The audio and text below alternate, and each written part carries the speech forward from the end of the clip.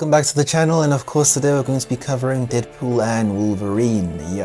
I went out to the theaters actually a few weeks ago, and the cause of the delay of me even creating this review is because I simply had no motivation or interest to actually really talk about it. I wasn't motivated to get these words off of my chest, and I think that definitely displays my satisfaction and overall feeling with the Marvel Cinematic Universe.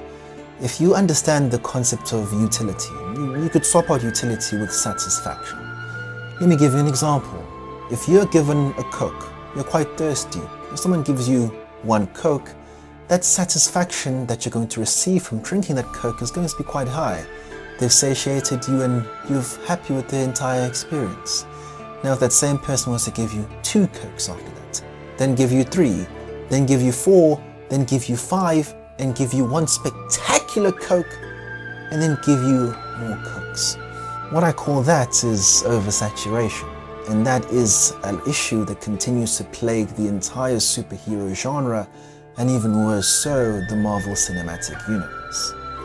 Even though Deadpool brings a different aspect with the breakage of the entire fourth wall, him coming over to the Marvel Cinematic Universe wasn't able to completely remedy or save the saturation and the fatigue that so many of us, including myself, already have with the Marvel Cinematic Universe, and this is not even me considering the frailties that are in the movie.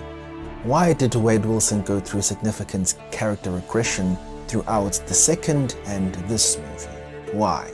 It makes no sense. He'd achieved all of his goals, he'd protected the ones that he truly loves, and he'd even found some people he truly cares about outside of his original circle. Why did he regress to kind of try and join the Avengers? It doesn't exactly make sense. Now, in terms of them creating some sort of plot, it works, but in terms of him being in character and the fourth wall breaking Deadpool and the person that he is and the ego that he has, it just seems quite odd. And the thing is, not just that, them bringing Wolverine back from the dead, who they say is a new variant of Wolverine, of course, but it's the same guy. He's still an alcoholic, he's still grumpy, he's still disappointed in the X-Men in which he loves. The only difference between our Wolverine and this one is that they died when he was a lot younger and not as old as in the Logan movie. When I finished watching Deadpool and Wolverine, I was like, cool, alright. But after watching the movie, I made the decision to probably never watch another Marvel movie in the cinema again, as I just had enough.